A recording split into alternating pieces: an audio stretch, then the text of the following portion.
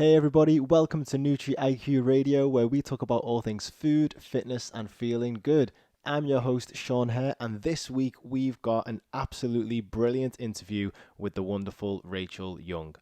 We talk about taming technology, overcoming and undressing from the labels we've been given growing up, and discovering that we actually have superpowers. But before we get into that, it's time for this week's news. This has been a big week in the UK for health news, and hopefully for good reason. Last Monday, Boris Johnson launched the Better Health campaign that's intended to help tackle the growing rate of obesity and improve the health of the nation. As part of the Better Health campaign, it's said that adverts for junk food will be banned until after 9 p.m. Supermarkets will no longer be able to display unhealthy foods at the checkouts or offer buy one get one free deals on junk foods, and more restaurants are to be made to show calorie amounts on their menus. I've seen a lot of opinions on this one over the week. Some people are saying the proposals are a great step in the right direction, some say it's not enough, while others are criticising certain elements such as how banning buy one get one free deals will affect the ability of poorer families to feed their children, and some claiming that adding calories to menus could lead to eating disorders. We disagree with that last one because we understand that calorie counting is perfectly safe if it's done in the right way and with the right perspective. But all of this is a huge topic that Jim and I are going to get together to do a full podcast on next week. What do you think of the government's proposals this week? Do you think they're a good idea? Or do you think they fall short and more should be done? Or maybe you think it's all a bad idea? We want to hear from you. Send us an email to shaun@nutri-iq.net and use a subject line podcast. That's SHAUN at NUTRI-IQ.net, subject line podcast. We'll read out some of your thoughts and letters in next week's show. In active travel news this week, the UK government also announced new plans to boost the number of and safety of cyclists on the roads. This, of course, comes in parallel with the Better Health campaign in a boost to get more people cycling and walking, getting fitter, and again improving public health.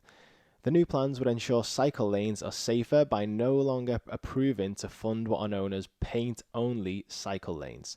Instead, moving towards cycle lanes with physical barriers between cyclists and motorists and avoiding routes where cyclists and pedestrians have to share the same walking space. There are also due to be changes to the highway code, giving priority to pedestrians and cyclists. Would you be more inclined to cycle to work or around town if there were more cycle lanes and they were safer? Drop us an email to let us know. And one final bit of unfortunate news from this week.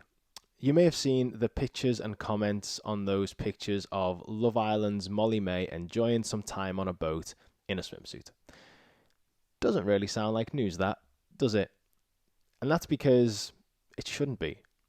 But for some reason, a bunch of paparazzi photographers, magazines and websites that I'll not care to name, and random people on the internet decided it was their place to pass comment and judgment on Molly-Mae's figure and the fact that it's changed. Those comments are what has caused this to become news. I'll read out some of them for you to give you a feel for what's going on here. Soft Lad Paul says, Molly-Mae loves the Big Mac and fries. Never Take the Knee says, unlucky Tommy, not for me, even after many beers. Quick flash of reality for you, Mr. The Knee. This woman would never be for you regardless of the number of beers any of us have had. Ragnar Lothbrok says, thighs look a bit thundery, wide butt. Excellent command of language and sentence structure there, Ragnar. Oh, here's Soft Lad Paul again. More rolls than Greg's. Disgusting. Put on some clothes. Now, I don't know about you listeners, but I'd be willing to bet that these soft lads aren't exactly Idris Elba themselves. And here's the thing. I don't watch Love Island. I don't know who Molly-Mae is or what she looked like before. But I can tell you that when I saw those pictures show up on my newsfeed, my first thought was genuinely, wow, who's that? She looks good. Then I discovered I was seeing the pictures because people were saying she looks bad. What is going on? For one, she doesn't. And for two, who is anybody? let alone some melter sitting at home on his couch to think they have the right to make that judgment. 6 months ago, the internet was full of posts and comments and shares of the message to be kind after the suicide of Caroline Flack. And now, 6 months later, we've got a bunch of weapons criticizing the body of a woman they don't even know with absolutely disgusting words. I'd just like to take a moment to say to these people, your opinion means nothing. Your words contribute no value to Molly May or anybody else, and the internet would be better off without you. If you as a listener happen to know anybody who thinks and speaks in this way, kindly put them in a timeout, remove their internet access, and advise they have a word with themselves. Now, that's my rant of the week over, but seriously, ladies, men, anybody who's been hurt by the words of another person, please remember, their words may be painful, they may play on your insecurities, but they are not facts. They are the opinions of fools. You are better than their words. You are better than them. You are brilliant and beautiful. And that brings us nicely to our main part of the show this week. A few days ago, I had the pleasure of interviewing Rachel Young, a woman who's dedicated her life to getting people moving, who probably has undiagnosed ADHD, has thrown off the labels given to her as a child and become an all-round superstar of a person. I had a great time in this interview, and I know you're going to get so much from listening to it. Enjoy. Rachel, welcome to the show. Shaun, thank you very much for having me. I've got to admit, I'm pretty excited to be here.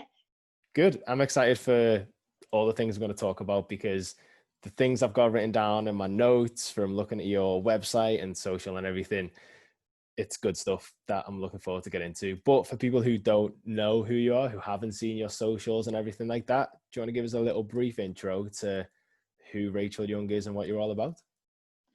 Yeah, I'm someone who used to believe that I would never be good enough, used to believe that I was disorganized, dysfunctional, erratic, had poor behaviors. But now I believe that I was massively misunderstood.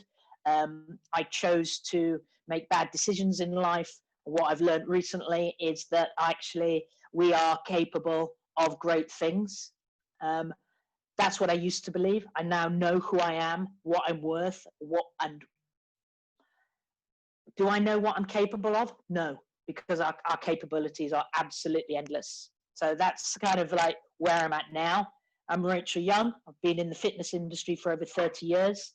I've kind of from senior level to global roles and all sorts of different things. But the thing that gets me out of bed every single day is I truly believe in throughout my whole journey, I was put on this planet to get people moving.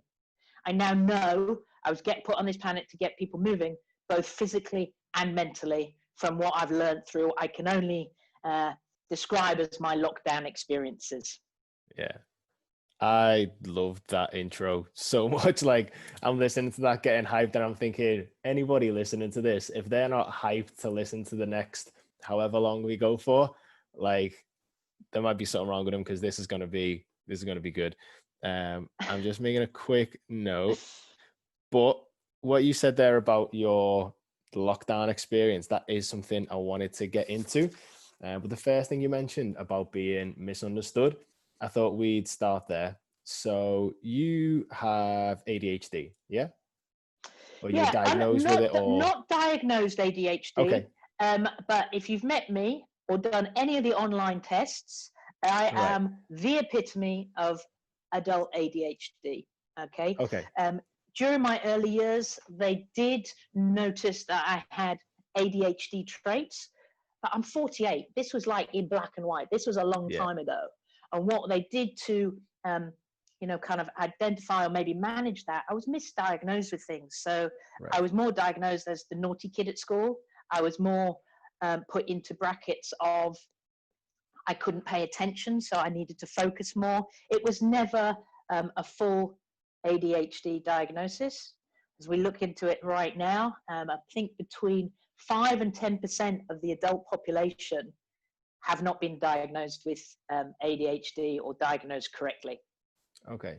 So what is ADHD then? Like, if you've not been diagnosed with it, but you're pretty certain you probably do have it, what does that mean? What is it? Okay, so the kind of key traits to resonate with, and the best description that I've seen or read is it's a Ferrari engine with bicycle brakes. Okay, Okay. ADHD traits, we have two speeds, uh, 4 million miles an hour or nothing. Yeah. Right. We have two time zones, which is now and not now. Okay.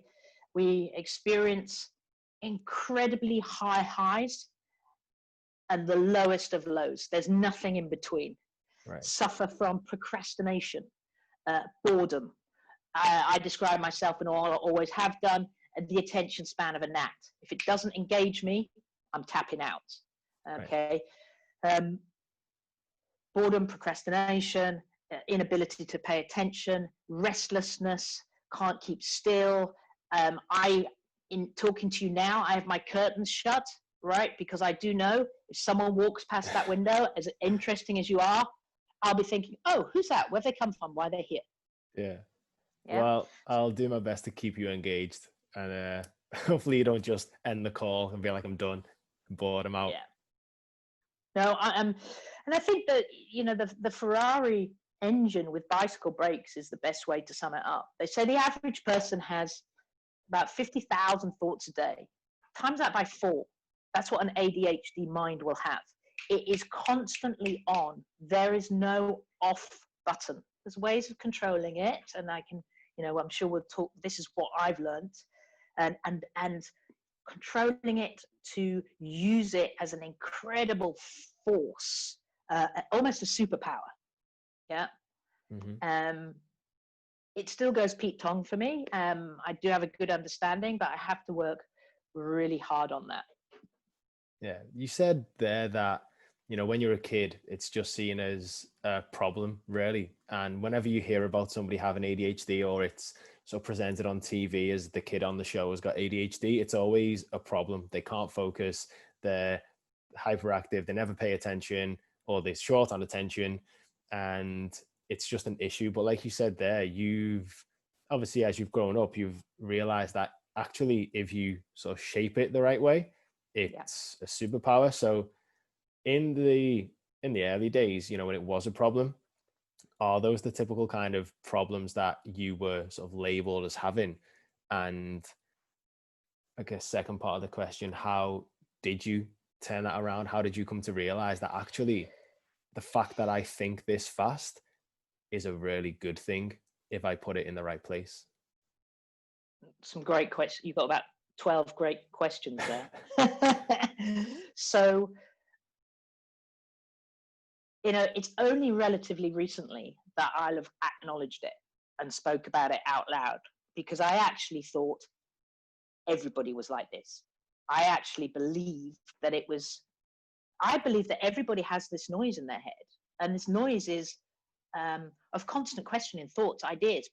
I had no idea that it was, only the chosen ones, let's call it. Yeah, only a certain, the few had that. So it was a massive understanding and awakening that actually this isn't everybody.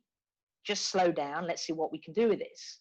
So going back to kind of the original question, was the school time I was badly behaved. So if you're badly behaved, I was inattentive. I was restless. I got bored. You didn't keep my attention because there was a great scenery outside. Yeah. So they always thought Rachel's off in, she's away with the fairies. She's not paying attention. Then I would misbehave, and the people in the class would go, oh, she's a class clown. So I was almost, I grew into being what I thought then was the cool kid, because I was the naughty one that was always put out in the corridor. Mm-hmm. And if you put out in the corridor, you put out with the other naughty kids. So you you got like a naughty kid society. You put into that group. I really wasn't naughty. I was distracted.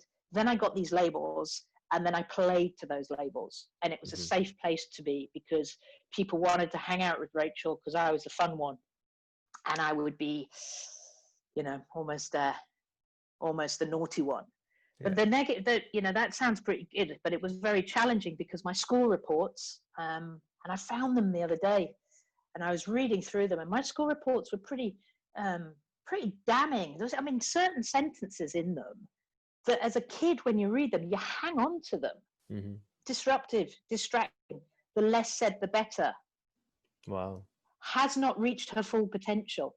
I remember, being really upset going through this. I think one of my early ones that said has not reached her full potential. Mm-hmm. I was so sad, and I was young. This was probably just starting senior school, and I remember my dad going, "That's really great news because you're at 12 years old. If you'd reached your full potential, I'd be pretty disappointed." Yeah. And it's not until, looking back, and I've always been able to laugh about things, but looking back, I can see that, my dad was right.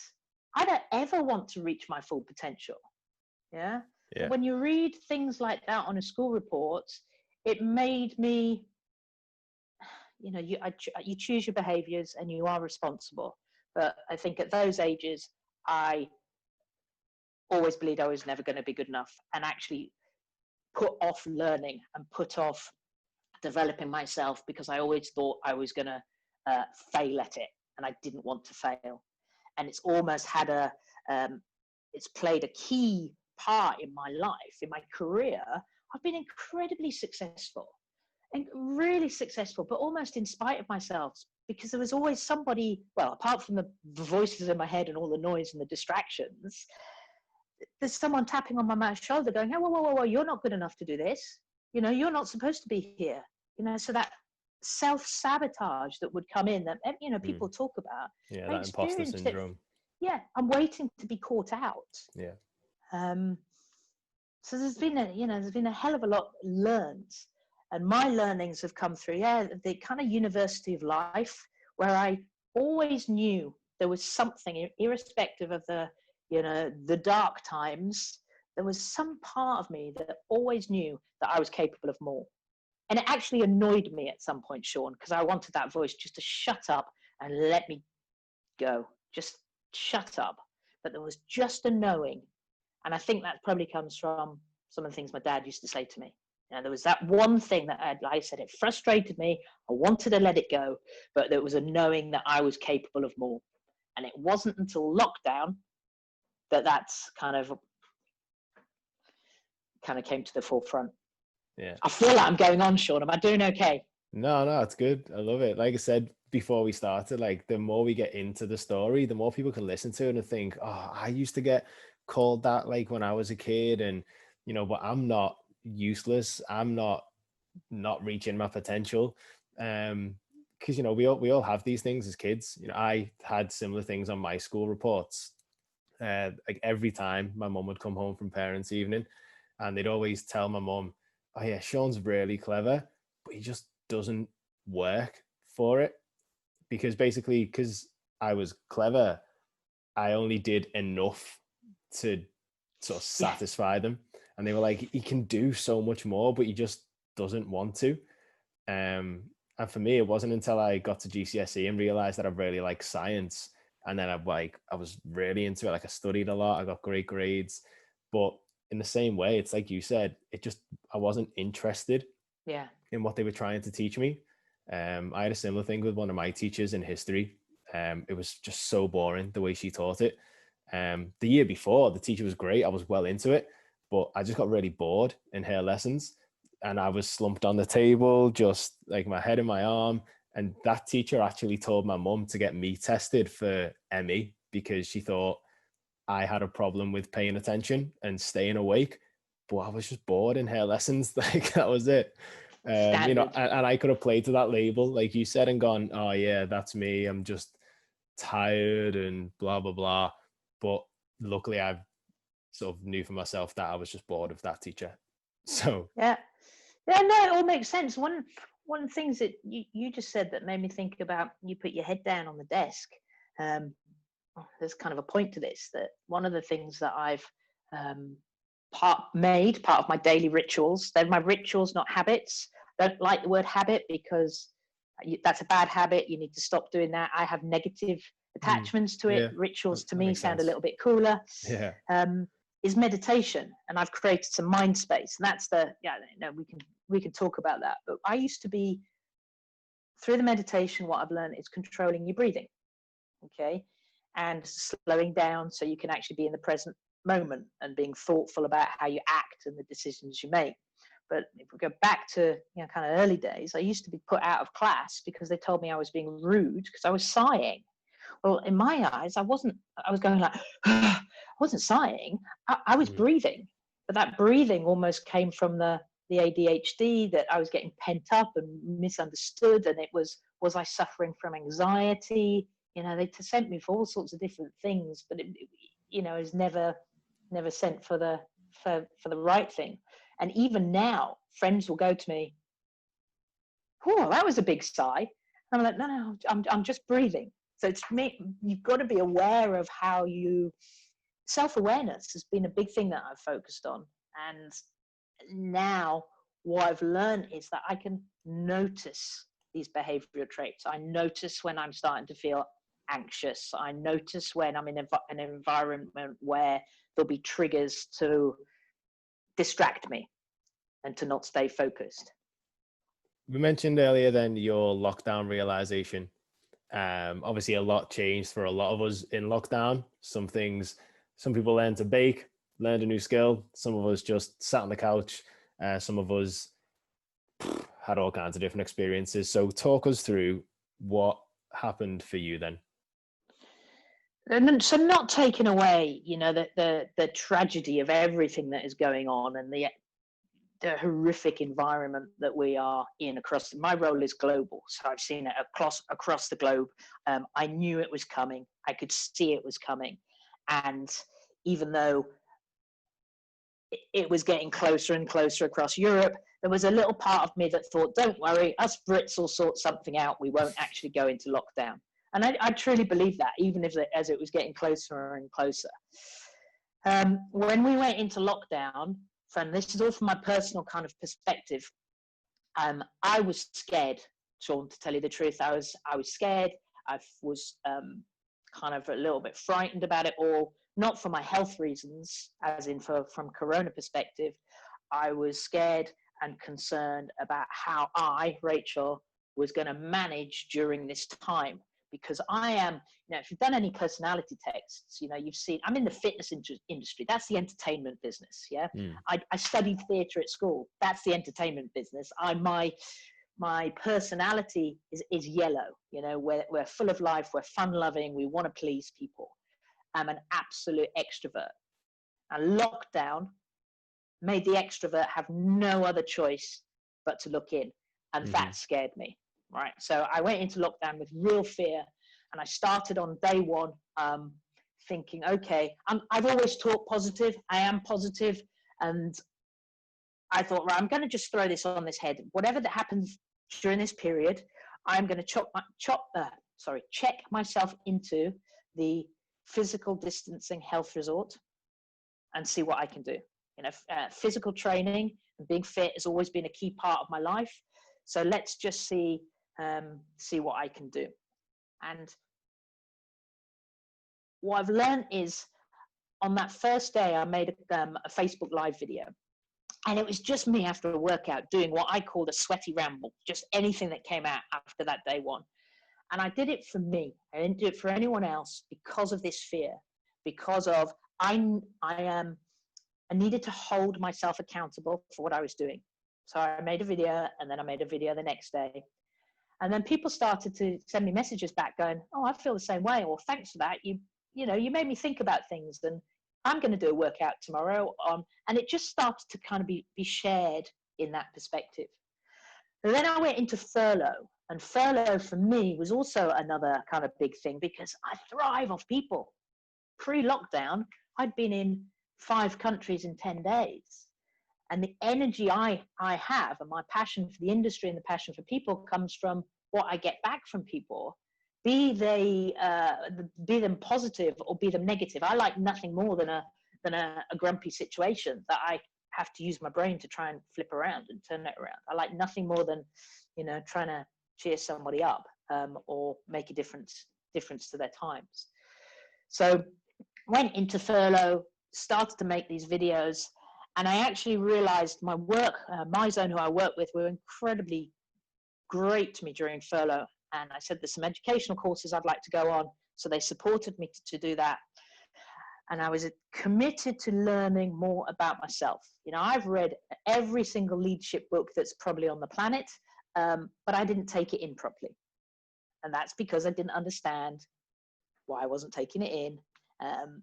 So it's all kind of joined up thinking to find this solution of where we're at today. So it was all about leadership, personal development, and self-development. And I wanted to focus on my emotional intelligence. And then under emotional intelligence, you've got self-awareness, self-regulation, motivation, empathy, and your social skills. So I looked at those and I thought, I'm pretty good at all of these. I know how I feel. Yeah, I can manage my emotions. I'm pretty motivated. Boy, how wrong was I? I understood them, but I didn't realize some of the kind of deep-rooted feelings of where my motivation came from, where how to regulate myself. It's a full-time job, disciplining, for want of a better phrase, the beast that is me, the beast that is the brain. Now, this story that I'm sharing with you, Shaun, is my story, but I think it absolutely resonates with anybody in today's society, because it doesn't matter if you've got ADHD or you don't. The world we live in today is 4 million miles an hour. Yeah, there are so many incoming alerts, notifications, subscriptions. The world shrunk. So are we dealing with things not just on a local level, but more of a national to global? We're dealing with different time zones. The pressures upon everybody that society is placing on it makes it even faster. You can read a social media post that can change your attitude to something in a heartbeat. You can be buzzing, happy, really motivated. Then you see something that somebody writes or comments, and it's a kick in the nuts. So some of the lessons that I've learned, and that's why I want to share them, will help, I hope, everybody to be the best versions of themselves, understand themselves a little bit more, and to enjoy life, not to endure it, because it is hard. We've all been shot. We all have our cross to bear. I am pretty upbeat and pretty motivated, but I have had a challenging paper round. I just choose to not ignore them. I just choose to use them to funnel my energy. We get one chance at this. So what were some of those things that you mentioned the notifications that come through all the time, everything's faster, we're always getting pulled from left to right every second. What are some of those little, I guess, tactics or things that you've started to do for yourself maybe that help you manage them better? Yeah, great question. I think the first thing that I would strongly recommend people do is meditation. Now, I looked at I did not want this in my life, right? I did not want it. I don't need that herbal gerbil stuff. I was capable of doing my own calmness. No, there's a great app called Headspace that I've personally used. Find it's really good on the brain. You find what works for you. It's easy on my ears and I can listen to it. Just 10 minutes every day helps slow everything down, because you can put all these tactics in, but unless you kind of have got the foundations to build them upon, they're just little tactics. So I think number one, get yourself some meditation. Thing number two is I turn all of my notifications off. Everything is off, unless it is something that I need. So maybe right now I've got my email on and my work WhatsApp group is on. Facebook, social media, all my notifications are off. The other thing that I've done is in terms of kind of, I call it taming technology. So I'm a big fan of technology. It helps you, it makes the world a lot smaller. But we need to make sure that this brain is way more powerful than technology. So we need to control it and tame it. So I've put all of my apps into folders on my phone. I read this somewhere and I thought, Really? Does that work? Yeah, do it. It really works. So that you know that anything to do with, I don't know, travel, it's all in your travel section, rather than you have to scroll across your phone to find it. Because as soon as you scroll, you'll see something and think, oh, I haven't done that. And if you see that thing you haven't done and you've got notifications, you can imagine it's your brain's going, whoa, what about this? What about Yeah. this? There's so much going on. So when you So turn off taming. notifications, just real quick Mhm. on that, is that your phone doesn't buzz for anything? It doesn't flash at you to say, "Come and do this real quick right now." But do you turn off all of them? So even the ones that are on the screen, the little bubbles that say you've got two messages, do you turn those No, off I as turn well? those off. Yeah. I turn those off unless I choose that is something that I want at that particular time Yeah. Okay. or that period of the week. Yeah. But all my social media, everything is off until I go. And this is another thing to implement: is how you value your time. Yeah. Right? I will have, and it sounds like I've turned now. That I'm like very disciplined. It's just a structure, and I do go off piste. But how you value your time and how you spend it. The one thing that we all have, and everybody says this, is we all have our time, all right, and we choose how we spend it. So Mhm. when people say that they don't have time to exercise or they don't have time to read, it's because they don't value it. And I'm not judging them on that. It's just the choice of how important is that to them in their life. They're choosing that it's not important. Yeah, we've got businesses and all sorts of distractions, but if you want to do something, you will make or find a way to fit that time in. And that's why you have to be disciplined in terms of taming technology, yeah, to manage your time better. I had a bit of a chaotic week last week, and I made a little video about it and I didn't realize why it had gone wrong. And I tell you why it had gone wrong, because I turned my notification. I was looking for some new apps, and I downloaded them, and I just left them on my phone. I thought I'll do that later. Mm. I know better. I should have put them in my folder there and then and turned the notifications off. It's a small thing, but it starts to feed into, oh, I'm getting distracted. Oh, I've fallen into this. I've got this article come through. I want to do a bit more research on that. By the time you know it, your day's run away with you. Yeah, that happens a lot with the notifications. Like you say, you're scrolling through your phone, something comes up, and I do it all the time. I notice myself do it. I'll go on my phone to do something because, like you say, Yeah. most of our lives is literally on our phones because we can do so much on them. And I'll open my phone and I'll go to do something, and then I'll go, oh, I'll just do this really quickly first, and then I'll reply to someone on Facebook, and then I'll check if anyone's asked any questions on Instagram, and then I'll do that, and then I'll turn my phone off and then go, wait, I went on that to do something, and then have to go and do it Yeah. again. But like I said, it's about discipline, because I've done the same on my phone for a long time, turning off your notifications. Because I started to notice the same thing. It'd buzz all the time. I'd pick it up as soon as it Yeah. buzzed. And it just started to get in the way of real life. And it still does sometimes, but not as much. Because literally, like, you'd be having a conversation with somebody and your phone would vibrate and you pick it up and look at it while they're talking to you. And it's Yeah. disrespectful in a way, things like that. 100%. Yeah. 100%. And I just didn't want to do that anymore. I didn't want to be so distracted all the time.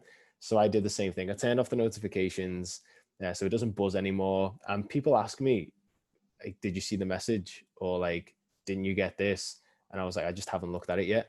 And they're like, why not? Because I don't have Yeah. notifications on my phone. Oh, why not? It's really weird for the people to not have notifications. And I say the same as you. Like, I don't want them to dictate my time. And if it's important enough, they'll pick up the phone. Exactly. If it's important enough, they'll pick up the phone. You need to be, in anything that you do, you need to be present, not just there, but absolutely present kind of mentally as well.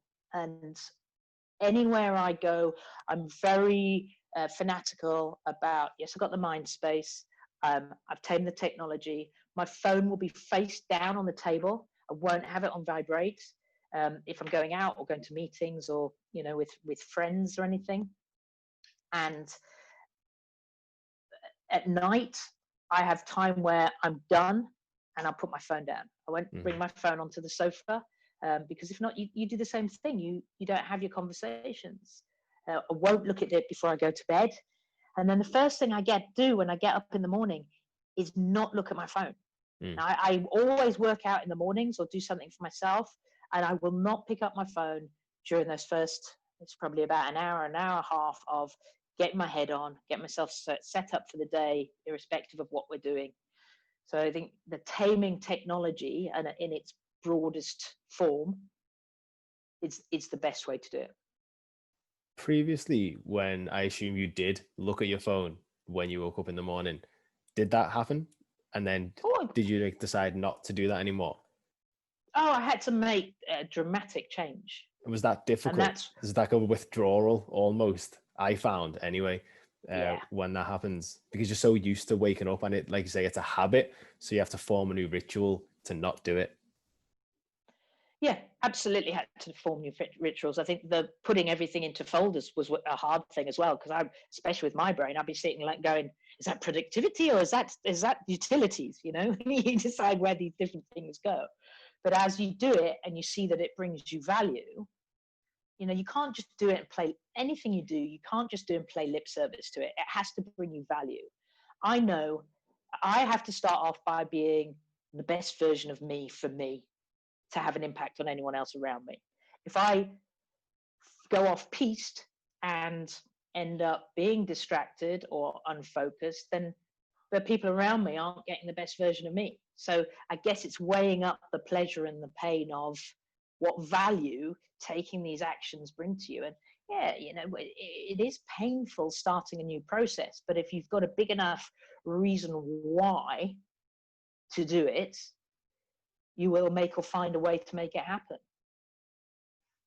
You said when you notice you've gone off piste or when things have gone off track or you've started to become distracted, obviously we need to notice that that's happened before we can pull ourselves back on track. Do you have sort of like a threshold that you've set or that you've become aware of where you then are able to say, right now I'm too distracted, now I've gone off piste? Or is it, does it just vary, or have you kind of set something up to help yourself realize when that is? No, that's a great question, because more recently I am aware of being distracted. So you put in all of these physical activities, like your taming technology and your phone's face down, how you set yourself up in the room, drawing the curtains. But I found that I'm now through the meditation and creating some mindfulness and understanding myself, I know when I'm getting distracted. So previously I would say, plug a book in to read. I can read, but I can't read a book. If I Mhm. read a book, I'm constantly looking around and being distracted. So the best way for me to take anything is through my headphones and Audible or talking books. I now know, and I wasn't ever aware of this before, when my focus is going. And I can actually say to myself, you're not concentrating. And rather than beat myself up, going, you're not concentrating, we knew you'd never do that, you were told you were never going to be good enough, you were never concentrated, I go, you're not noticing, you're not concentrating. What you need to do is just go back 15 seconds and refocus. It's just being the best version of yourself right now. We all fall off the wagon. We all make mistakes. And I talk about a pursuit of excellence, right? And that's what I'm on, this pursuit of excellence. But it's the best version of me. And all I want to do is be better than yesterday. And I want to do that. And, the reason that you make the time to make these changes and choose to make these decisions is that my why is, I don't want anyone to ever feel how I felt or how I feel. And my intention is, by sharing my stories, that someone might go, I've had those feelings. I have really high highs and really dark times. I didn't know where my motivation was coming from. And be able just to make a difference. It's all about giving back, making a difference, and helping people just to be the best versions of them. Part of that for you, I think, coming from your lockdown thing, has been what is on your website as refocus, rewire, and redefine. Is that basically, what does that mean? What are each of those? Is that June, something you came up with from Yeah, and look, lockdown and everything? you've got to understand that I had no intention of doing this. Right, day one of lockdown was filled with fear. Yeah, what was going to happen? It started with that one video. Then it started with a pen and a piece of paper in my dining room table and writing down all the things that I wanted to do in terms of my own development. Right, so I wrote it all down and I started this journey. I had no idea. If someone had said to me there and then, all right, in 3 months' time, you'll have launched a website, you'll be being asked to speak to people, kind of present on your experiences of life, I wouldn't have believed them. So the journey has grown. And what I've done throughout that journey is I did refocus because my focus was all over the place. Yeah. My focus was on work and progression and my family. And that's all really nice. But it was also massively distracted because my focus wasn't on dealing with, focusing on, addressing some of the challenges from, I guess, the past, recognizing and standing up and going, being authentic. I'd never done that before.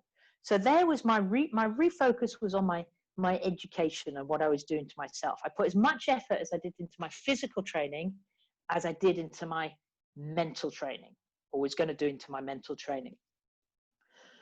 And you have to, I was always looking, everybody would say to me, oh, it's really easy this. All you need to do is find your why, right? Well, that bloody why did my head in for 48 years. I couldn't find it anywhere. You couldn't find it. You know, I worked abroad, I've looked for it in other people. I could not find my why. Lockdown made me find my why because there was no noise, no distraction. Okay, that environment made me find it. But if you look into the detail of that sentence, it's, I chose to. You don't need lockdown to make change. Yeah. You just need to make the choice that I'm actually going to start and look into myself and make these changes. So there's the refocusing. Okay. In rewiring, I had to, this has totally been rewired because of my understanding of how to learn. And I think I've become a total brainiac now. I love to learn. I wanted to do a book a month. I've done a book a week, but it's not about ticking a box. It's about understanding it. And I can tell you about my little book reviews, what I've learned and what value it's brought to my life. So that's the refocus. That's the rewiring, of, you don't wear the labels that anyone's put on you. You know, they're not your, said the other day, it's almost like you put on the comfortable onesie of who you're supposed to be. Shake that off, stop talking rubbish to yourself, and you can be exactly who you want to be. You choose to. The learning, and there's kind of three key elements that have come when I reflect back on the journey. There's fitness elements, there's kind of motivation and coaching, and there's kind of the brain training. And that's been the big rewiring and understanding of this muscle. And I guess redefining is I will never be the same person again. That this has changed my life forever because I now know, I said in the beginning who I am, right? And I can say it out with authenticity. I know who I am. I know what I'm worth. I don't know what I'm capable of because every single day I am pretty blown away by what I learn about myself and what I find. So that's kind of my three. But please don't be under any illusion that this hasn't been incredibly challenging. You know, life is still batshit crazy. I have grenades being thrown in left, right, and center from all sorts of distractions to take me off piece or to remind me labels that may be sneaking back up on me. But I recognize them. I notice, as in per your last question, I notice them. I see them from what they are. I don't bury them under the carpet, and I just go, actually, that's made me who I am today. That noticing, I imagine, has probably been helped a lot by the meditation you've been doing and being able to slow down and sort of assess what's going on with your thoughts. For many of us, I think like you said, when you thought about meditation initially, you thought, I don't need the heebie-jeebie mumbo jumbo happy clappy stuff of that. Like that's for people in summertime dresses and flowers in their hair. But with Headspace, the way they explain things is really good. In that it's about slowing down the traffic, slowing down the thoughts, and observing the thoughts rather than jumping into the traffic and being dragged along by it. Yeah. And so I imagine the fact that you're now able to notice that quite possibly is in large part due to the meditation you've been doing.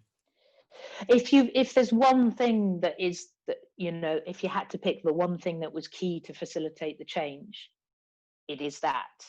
Now, Mhm. I've done meditation in the past and tried it because, I needed to try it because everyone said you should try it.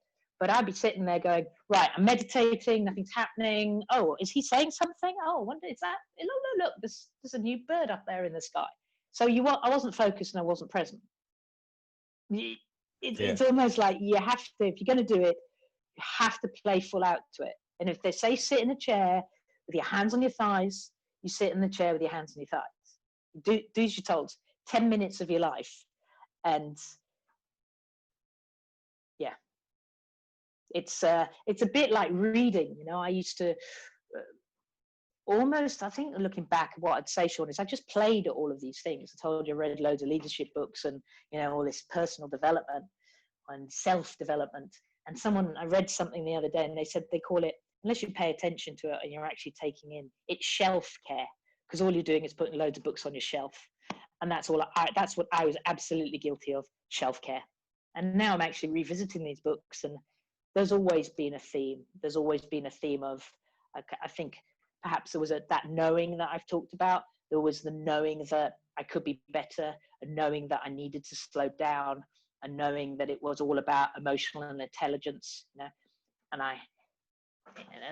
with the academic labels that are put on you, some of the most successful people in the world have a very high EQ rather than an IQ, and don't let your school reports hold you back. Yeah, definitely. And the opposite to what you've just been saying about not letting things hold you back and being super successful, something else that you mentioned on your website was a point where you hit rock bottom. What was rock bottom, and what was that for you? So rock bottom is, and we all get it. Now, I've always thought that when I was hitting those rock bottoms or those dark times or being unsuccessful, and I'll expand on them, I actually always thought there are people worse off for me. This isn't rock bottom. So I never kind of dealt with it. So what I understand now is that rock bottom is just everybody's got their own kind of rock bottom. I've had loads of money and I've spent it all and wasted it. I've hung out in bad environments of people where it was very much alcohol filled environments, which, you wake up the next day and that is your rock bottom. I've unfortunately gone through periods of tragedy when I lost my dad and my brother within a very short amount of time. That was my rock bottom. So I guess there isn't one particular moment, but I kind of refer back to them as they're almost like pop moments, because you get to that point and there's only two ways to go, and I've gone out of it. Yeah, there's only two ways to go. So you get to your rock bottom and you bounce out of it, right? It's the time when it's almost a gun to your head and you can take no more. But what my cycle was, Shaun, is I would have many rock bottoms, but bang, you'd hit that bottom time, because I never really took the time to focus on what was actually, yes, there's environmental situations that are causing this, and life throwing grenades at you. But I never looked at myself and taken ownership for my own responsibilities in those rock bottoms. So, alcohol, I've stopped drinking, haven't drunk for 568 days, never want to be a drinker again. This is something that I could never, when I started it, I never thought I'd be able to make it today. Dry January, I didn't think I'd make dry January, let alone to be able to talk to people all about it and be open about it. That was that is something that has helped me stay away from these rock bottom kind of times. So rock bottom is we've all got our own one, but we have to take responsibility, because wherever we go, there we are. Yeah. We are responsible for the meanings we put on these different situations. When you do find yourself in a rock bottom, or any of us, how do you know what to do to bounce out? If the only way is up, what's the next step? Yeah, I went through one kind of period of time when the only thing that would resonate or go through my head is, what do you do when you don't know what to do anymore? I couldn't turn that off. What do you do when you don't know what to do anymore? How do you, and that was for months. I tell you, I was running my own business at the time. I was kind of mixed up with some dodgy characters who I thought were my friends, which wasn't the best situation, fueling my life with alcohol. And, no one would know. I had an incredibly successful business that, goodness knows how. I lost my dad and I lost my brother, and I was very much totally lost inside, right? People would say to me, "You're coping so well, don't understand how you're managing to do it." And the voice in my head was, "I'm not coping," but I just didn't have the balls to say, "Do you know what? I'm not coping very well." People would say, "Oh, I wish I could be like you." And the little voices in my head were going, "Do you know what? I wish I could just find my voice to speak up and go, I've just got this thing going through my head going, what do you do when you don't know what to do anymore?" I've always had a really high profile in the fitness industry. And during that time, I didn't answer my phone. And I wouldn't speak to people. I just kind of went to ground. And unfortunately for me, there was this kind of knowing that I was better than that, and I was able to see my self-worth and see that there was more to this situation. But all I can recommend to people is to speak out and to ask for help. Just, do you know what? I'm not okay. We walk around and we say to people, "Hey, how you doing?" And by the time that person's had time to answer, you're probably halfway down the street. Yeah. You need to look in somebody's eyes and listen to them and go, "Hey, how you doing today, Shaun?" Listen to what their response is. And if you don't want to ask them, don't ask them. Keep walking. Yeah. Give people the respect and the ears and the eyes, that they need. Yeah, definitely. I don't know whether I answered your question, because I didn't know. I was incredibly lost. I found it really incredibly difficult, and used to have these, it would go up and down and up and down and up and down.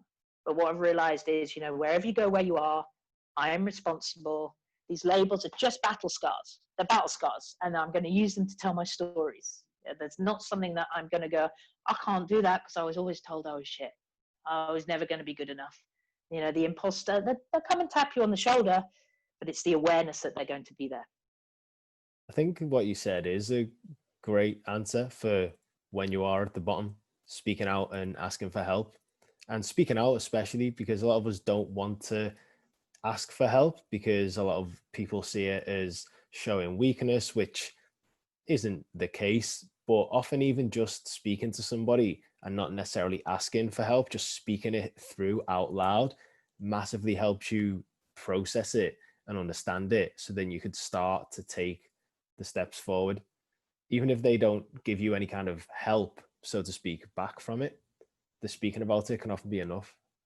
Yeah, no, I think that's spot on, and that's how I started the lockdown. I keep saying this, in fear. How was I going to hold myself accountable? I'm going to make some videos. Making a video and just putting it on social media, well, that's nothing. There's nothing more kind of transparent than that. I didn't do it to provoke a response, but I did it to help me. And now I've seen that's evolved to helping others. And that whole journey has now ended up in I've made a website. I've made a website. Look, who knew? On your website, another thing you mentioned is that you started asking yourself better questions. Now, is that reframing questions that those voices in your head ask yourself, things from the past, those kind of self-defeating questions of, why can't I do this? Why am I not good at this? Blah, blah, blah. Is that reframing those to say, how can I do this? How can I get better at it to get a more constructive answer? Or is that something else? No, it's absolutely asking yourself better questions. I've always asked why because I wanted to understand, but now I want to understand and actually listen to what that why is. I'm asking better questions of maybe when I look back at stories that I tell myself or experiences. I just add a why. Why did I interpret it that way? Is there a better way to do that? When a situation comes up, rather than going, oh, shit, and reacting, the knee jerk, the response, the emotional response, I take some time, I think about it, and then whatever the situation is, I look for a better way out. I always say to myself, how can I appreciate even more the uniqueness of this opportunity? That's drummed into my head. And I've made myself kind of little mantras. So when the world goes peak tong and the government say that you've got to do 14 days quarantine when you come back from Spain, and you've got a trip to Spain booked next week with your friends, and you're a bit grumpy about having to cancel it, rather than freaking out, I've just gone, right, how can I appreciate even more the uniqueness of this opportunity? And that might sound incredibly cheesy, but it just makes me, that's the better question I ask, and it makes me look at that situation differently. Yeah, definitely. I mean, asking a question like that just helps you make the best of any situation, really. Yeah. And another question that I saw on the website that I picked up on that I really loved was, why can't I see what others see in me? I assume that's in a positive way, things people say in nice things, and you think, but I don't see that in me. I'm sure we've all had that. Uh, but did you know what other people saw in you? You know, is that sort of positive things that they would see that you couldn't see? And if it is, how did you come to see and believe in them for yourself? Yeah, and that's a great question because that all comes back to the beliefs and the labels you put on yourselves and the beliefs. You know, everybody would say to me, I've done plenty of presentations, you know, across the globe in my time, and everyone would go, or people would say to me, "Oh, you'll smash that." And I'm like, what kind of, why do you think you smash that? Oh, you're really good. You're so confident. You know exactly what you're doing. No, no, I'm not. A hell of a lot of work and preparation has to go into what I put together. And I am probably because I'm guilty of overthinking things. You know, that so people's perception of me versus the reality, spoken kind of about this before, that I'm, you know, I was incredibly motivated, always happy, glass is always full, didn't have any problems, sun was always shining, probably had always had somewhere to park, um, you know, blessed with the world's best life. But actually, my labels and beliefs and the things tapping me on the shoulder, the imposter or the self-sabotage was holding me back. And now I know, by speaking with authenticity and just being really transparent, that that the stories resonate, and it has helped build my confidence by actually saying, you know,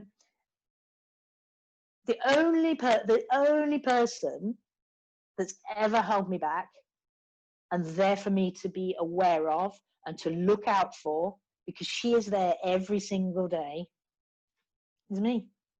There's a great poem or a great quote about the man in the mirror, and that's who you have to be responsible to, not to anybody else. It's the man in the mirror, and that's why you have to be better than yesterday for yourself, yeah, and keep pushing and progressing yourself. Everybody could see all of these good things and tell me, you know, you're capable of great things, and you know, you're worthy of this. But I just hung on to the fact that I wasn't, because I just wasn't. I told myself some bad stories. Now I start to ask better questions. And I always had this knowing, and I would implement it kind of at times through fits and starts throughout my journey. But lockdown, the noise stopping, you know, the extrovert looking in, really made me take massive action. So the big thing really is for people to slow down and look inside is what I think the theme of this whole conversation has been. Yeah, the why thing, find your why. Stop looking for it. It's absolutely in here. If you when you think, oh right, my why's in here, then you sit thinking, okay, where is it? I can't find my why. I can't find it. It's because the noise is still here. So just slow down, take a breath, stop, follow your passion, do what you believe in. Do not listen to any negativity that anyone puts on you. Do not let anybody bully you, either physically or mentally. I think the mental side of bullying is probably even worse because it's not a bruise. It's something that kind of taps away. And it's those emotional scars from the journey of life, that you can either hang on to or just wear as a badge of honor. Badge of honor, done that, got that scar, and what I've learned from that is. A big thing I learned, Shaun, is about motivation. People would say to me, oh, you're very motivated, and I have been. But what I didn't realize is that my motivation came from a really negative place. And this was a big learning for me, that I would be motivated to succeed because I wanted to prove them wrong. You said you weren't going to be good enough, so I'm going to show you wrong, so I can just stick two fingers up to everybody. Well, it kind of gets you going, but it is negative because you're still going back to that negative thought that got you there. The positive side of it is, I'm going to do this because I'm worthy of this, and I believe I can do this. Often refer back to my dad and my brother, and when I love working out, and when I was getting tired training or just couldn't face doing that one more rep, I'd think, come on, your brother would bite his own arm off to be doing one more rep in the gym. Well, actually, yes, that was motivation.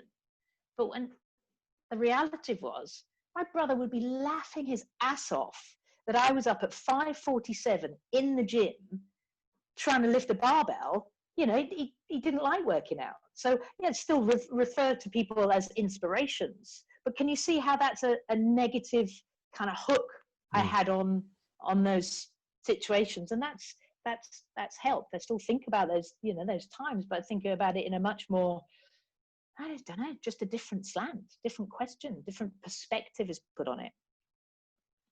To finish us off, to go from slowing down to getting moving, I guess thinking about that, you always do tend to slow down before we get moving. Like when I'm thinking about that, I'm thinking about the start of a 100-meter race. Everyone's moving, everyone's hyped, and then all of a sudden everybody slows down, gets down on the ground into position, and then the gun goes off and you're going faster than you were 3 minutes ago. So the slowing down we've covered, of getting into the meditation, slowing down the noise so that you can see more clearly to get moving. Well, you mentioned at the start that you fully believe that you were put on this planet to get people moving. How do you do that? So sharing, I've always done that through my craft, which I'd say is the fitness industry. And I cut my teeth in group exercise or PT, and then move my way up the food chain. So that was kind of physically getting the movement through the corporate world. Now I have no care, and I kind of have always had this philosophy. I don't care whether you do pole vaulting or Pilates. I just want people to move. So we need to, as an industry, we create a fun, conducive environment. Because to be honest, working out is hard. You'll look rough, it kind of hurts, you'll get smelly, and it's hard work. So we have to, as health professionals, not just fitness instructors, as health professionals, we have to create a fun environment, or it becomes kind of too hard. And we get people moving in that respect physically. We get them out we use MyZone, get them out using their kind of tracking their activities, rewarding effort, okay? Get people out walking the dogs. So that's kind of from the physical perspective. With that, again, kind of going back to the fitness industry, is we can't just be getting people fit to drop a dress size, six-pack, new year, new you, especially with what's happened with Corona. Health and wellness is on everybody's agenda. It is the gun to our head for us to be more aware of how we're looking after ourselves. And we have to look at everybody holistically. Read something the other day or listened to something about it's a kind of physical, emotional, mental, and spiritual perspective that we need to look at. Yeah, it's not just about the guns, it's about the person as a whole. So you get them moving physically and you get them moving mentally to think about things differently. And I'm going to be doing this through my Are You Supercharged, through conversations like this, through sharing my experiences, through authenticity, by saying it's okay not to be okay. I'm just speaking from the heart and from University of Life and sharing best practices of what I've learned. Great note to end on. Love that. We started hyped, we finished hyped, so I think that'll do us. Before we wrap up, if anybody wants to come and find you or see the things that you're doing, Are You Supercharged, the refocus, rewire, redefine stuff, if anybody wants to check out those Facebook lives and the sweaty rants, where can they go to find all that? Sure. Are you supercharged.com's website, and there's some blogs live on there. My daily ramblings normally go onto the Are You Supercharged Instagram or Facebook pages. The plan is moving forward. So, everything that I've done, I've recorded and I've chucked it into YouTube. And it wasn't until probably last week that I realized I've got over 150 videos in there that now actually make a journey. So I'm putting them into little series if people want to dip in and out of, to say, okay, this is all about motivation. This was not the intention, but you can see there's clear different kind of categories. So just get in touch through there or on LinkedIn or on Facebook, and truly just want to act with authenticity. And I really appreciate you guys, having me on your show and giving me the support and listening to me ramble on. So thank you, Shaun. No, it's been amazing. Love the chat. I'll put all the links to all those things you mentioned in the description for the video and the show notes for the podcast. And all that's left to say is thanks so much for coming on the show. Brilliant. Thank you, Shaun. Have a great day. Like I said, I had a great time talking with Rachel, and I hope you had a great time listening. And I want to know, what labels were you given as a kid? Were you the naughty kid? Were you told you were lacking drive or focus or concentration? We want to hear how you shook off your labels and what superpowers you've now discovered. Let us know down below. That is everything from me for this week. Next week, me and Jim will be together on the show once again to talk about tackling the obesity crisis, the Better Health campaign, our food environment, active transport, and more. Remember to let us know your thoughts on it all so we can drop them into the show. So, thanks for tuning in to Nutri-iQ Radio this week. If you could give the video a like, that would be a massive help. And make sure you subscribe to the channel too, so you don't miss out on any future videos. See you next week.